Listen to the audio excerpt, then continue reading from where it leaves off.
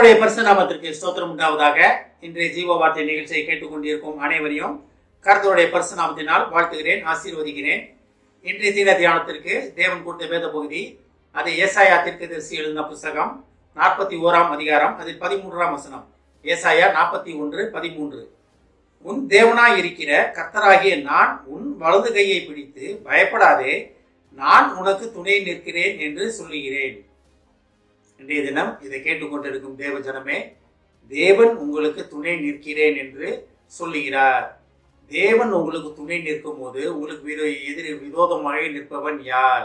கர்த்தர் என் பட்சத்தில் இருக்கும்போது எனக்கு விரோதமாக நிற்பவன் யார்? பைபிளில் படிக்கிற வேதத்தில் நம்ம படிக்கிறோம். அப்பேற்பட்ட தேவன் கர்த்தராகிய நான் சொல்லுகிறார். என்ன சொல்லுகிறார்? உங்களை நோக்கி, அவருடைய பிள்ளைகளாகிய உங்களை நோக்கி என்ன சொல்லுகிறார்? நான் உங்களுக்கு துணை நிற்பேன். துணை நிற்பேன். அது எப்படி துணை நிற்பாரா? இதோ உலகத்தின் முடிவு பரியந்தும் சகல நாட்களிலும் நான் உங்களுடனே இருக்கிறேன். இதுதான் தேவன் நம்மளுடன் துணையாக நிற்கும் காரியம். உலகத்தின் இறுதி பரியந்தும் முடிவு பரியந்தும், நம்மளுடைய வாழ்க்கையின் முடிவு பரியந்தும் தேவன் நம்மளுடன் துணை நிற்கிறார். இந்த வசனம் எப்படி ஆரம்பிக்குது பாருங்க. உன் தேவனாய் இருக்கிறியா கர்த்தராகிய நான் சொல்லுகிறது. நம்ம கர்த்தரே தேவன் அப்படின்னு நம்ம நிச்சயமாக இருக்கிறோமா? இல்லை எல்லா ஆலயத்துக்கு போகிறோம், எல்லாம் பண்ணுறாங்க, நான் ட்ரெடிஷனில் இப்படி வந்துட்டேன், நான் எங்கள் தலைமுறை கிறிஸ்தவங்க, ஆனால் நாங்கள் ஆலயத்துக்கு போயே ஆவோம், ஆலயத்தில் போய் உட்காருவோம், பைபிள் படிப்போம், இந்த மாதிரி வந்துடுவோமா? இல்லை, உண்மை முத்தமாக என் தேவனாய கர்த்தர், எனக்காக ரத்தம் சிந்தி மரித்த கர்த்தர், எனக்காக மீறுதலுக்காக அப்படின்றத நம்ம விசுவாசிக்கிறோமா? அதெல்லாம் நம்ம விசுவாசிக்காம கர்த்தரையும் கூட இருப்பார், கர்த்தரையும் கூட இருப்பார்னா அது வெறும் வாயின் வார்த்தைகளாக தான் இருக்கும். உண்மையாக நம்ம ஆண்டவரை ஏற்றுக்கொள்கிறவர்களாக இருக்கிறோமா?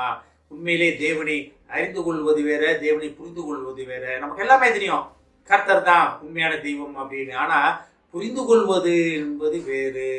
அப்போ தேவனை நம்ம முழுக்க புரிந்து கொள்ளும் போது, தேவனை அறிந்து கொண்டதுக்கப்புறம் தேவனை முழுக்க புரிந்து கொள்ளும் போது நடக்கிற காரியங்கள் முழுவதும் வேதத்தில் சொல்லப்பட்டிருக்கிறது. எல்லாமே பயப்படாதே பயப்படாதே பயப்படாதே. வேத அறிஞர்கள் என்ன சொல்கிறாங்க? 365 தடவை எழுதப்பட்டிருக்கிறதுன்றாங்க. பயப்படாதே என்ற வார்த்தை மட்டும் வருதுன்றாங்க. அப்போ என்ன, அந்த தினமும் ஒரு நாளைக்கு ஒரு தடவைன்ற மாதிரி. அப்போ தேவனுடன் இருக்கும்போது நம்ம எதுக்காக பயப்படணும்? கர்த்தரின் பட்சத்தில் இருக்கும்போது என் விரோதமாக இருப்பவனா யார் அப்படின்னா நம்ம பயப்படவே தேவையில்லை. எப்போ நம்ம கர்த்தரை அறிந்து கொண்டு, கர்த்தரை தெரிந்து கொண்டு, என் தேவனாய் கர்த்தர் அப்படின்னு அவரை விசுவாசிக்கும் பொழுது, முழு மனதுடன் அவரை விசுவாசிக்கும் பொழுது அவர் நமக்கு துணை நிற்கிறேன் அப்படின்றாரு. அது பாருங்க, உன் தேவனாகிய கர்த்தராகிய நான் உன் வலது கையை பிடித்து. அப்போ சும்மா தள்ளி நின்றுட்டு நீ பயப்படாதப்பா, நான் உன் கூட இருக்கேன்லாம் சொல்லுகிற தேவன் கிடையாது. தேவன் நம்மளது வலது கையை பிடிக்கணும்னா எப்படி? தேவன் நம்ம அருகில் வர வேண்டும். நமது கையை பிடிக்கணும்னா தேவன் எப்படி தள்ளி நின்று பிடிக்க முடியுமா? இல்லை, நம்ம அருகிலே வந்து நமது கையை பிடித்து நம்மளை அமைதிப்படுத்தி, பயப்படுறவங்க பயந்துக்கிட்டு இருப்பாங்க, அவங்க பக்கத்தில் போய் அவங்களை கூப்பிட்டு நம்ம ஆறுதல் சொல்லுவாங்க, பயப்படாதீங்க, நாங்கள் உங்கள் கூட இருக்கோங்க, அவங்க கையை பிடிச்சி நான் கூட இருக்கேன்னு சொல்கிறோம் பார்த்தீங்களாங்க. இதே மாதிரி பரலோகத்தின் பிதாவானவர் நமது வலது கையை பிடித்து என்ன சொல்கிறாரா? பயப்படாதீங்க, நான் உனக்கு துணை நிற்கிறேன். அப்போ இந்த வார்த்தையில் வந்து யார் சொல்கிறது? தேவனாய கர்த்தர் சொல்லுகிறார். எப்படி சொல்லுகிறார்? நமது கையை பிடித்து பயப்படாதீங்க, நான் உன்னுடனே இருக்கிறேன்.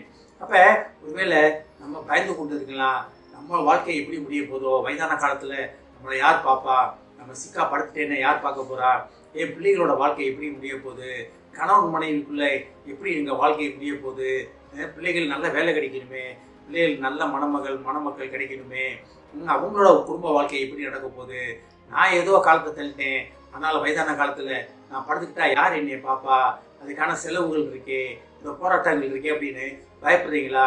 ஒருவேளை எனக்கு எந்த பயமும் கிடையாது அப்படின்னீங்கன்னா அது வந்து அதை ஏற்றுக்கொள்ள முடியாத ஒரு காரியம்.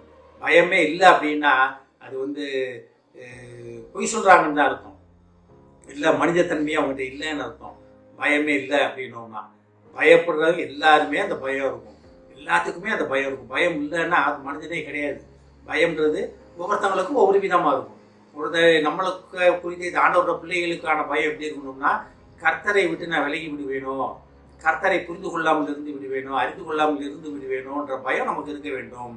அப்படி நம்ம பயப்படும் போது, தேவ சமூகத்துக்கு நம்ம பயந்து நடுங்கும் பொழுது அவர் என்ன சொல்கிறாரு? பயப்படாதே. எப்படி சொல்கிறாரு? நமது வலது கையை பிடித்து பயப்படாதே, நான் உனக்கு துணை நிற்கிறேன் என்று சொல்கிறார். ஒருவேளை இதை கேட்டுக்கொண்டிருக்கிற தேவ பிள்ளைகளே, உலக ரீதியான பயத்தில் இருக்கீங்களா? எனக்கு என்ன ஆக போகுது, குடும்பத்துக்கு என்ன ஆக போகுதுன்னு பயந்துட்டு இருக்கீங்களா? உங்களை நோக்கி இந்த வார்த்தை வருகிறது. உங்கள் தேவனாய கர்த்தர் உங்கள்கிட்ட என்ன சொல்றாரு பாருங்க. உங்களுடைய வலது கையை பிடித்து பயப்படாதிருங்கள், நான் உங்களுக்கு துணை நிற்கிறேன் என்று கர்த்தர் சொல்கிறார். தேவன் ஒரு வாக்கு கொடுத்தா அது எப்பேற்பட்டது நமக்கு எல்லாமே தெரியும். பயப்படாதிருங்கள், தேவன் உங்களுக்கு துணை நிற்கிறார். ஆமென். ஜெபிப்போம். எங்களை அதிகமான அன்பின் பரலோக பிதாவே, கர்த்தாவே, நீர் எங்களது வலது கையை பிடித்து பயப்படாதே, நான் உனக்கு துணை நிற்கிறேன் என்று சொன்ன கிருபையான மேலான வார்த்தைக்காக நன்றி நன்றி நன்றி ஆண்டவரே. நாங்கள் உண்மை உறுதியாக பற்றி கொள்ளும் பொழுது தகப்பனே, நீர் எங்களது வலது கையை பிடித்து பயப்படாதிருங்கள், நான் உங்களுக்கு துணை நிற்பேன் என்று சொல்வதற்காக நன்றி நன்றி ஆண்டவரே. ஏஸ்தாப்பனே, இதை கேட்டுக்கொண்டிருக்கும் ஒவ்வொருவரையும் ஆசீர்வதிக்கிறோம் அப்பா. ஒவ்வொரு குடும்பத்தையும் ஆசீர்வதிக்கிறோம் ஆண்டவரே. குடும்பத்தில் பயந்து கொண்டிருக்கும் தங்கள் ஃபியூச்சரை, தங்கள் எதிர்காலத்தை, நாங்கள் என்ன செய்ய போகிறோமோ, என் வேலை எப்படியாக போகிறதோ, நான் செய்த காரியங்கள் எப்படியாக மாறப்போகிறதோ என்று பயந்து கொண்டிருக்கும் தேவ பிள்ளைகளே, உண்மை அறிந்த பிள்ளைகளை நோக்கி நீர் சொல்லுவது தகப்பனே, அவர்களுடைய வலது கையை பிடித்து பயப்படாதிருங்கள், நான் உங்களுக்கு துணை நிற்கிறேன் என்று இந்த குடும்பத்தில் உள்ள ஒவ்வொருவருக்கும் நீ சொல்லுவதற்காக நன்றி நன்றி நன்றி ஆண்டவரே. ஆசீர்வதிக்கிறோம். இயேசுவின் மூலமாய் கேட்கிறேன் நல்ல பிதாவே. ஆமென். கர்த்தர் உங்களை ஆசீர்வதிப்பாராக.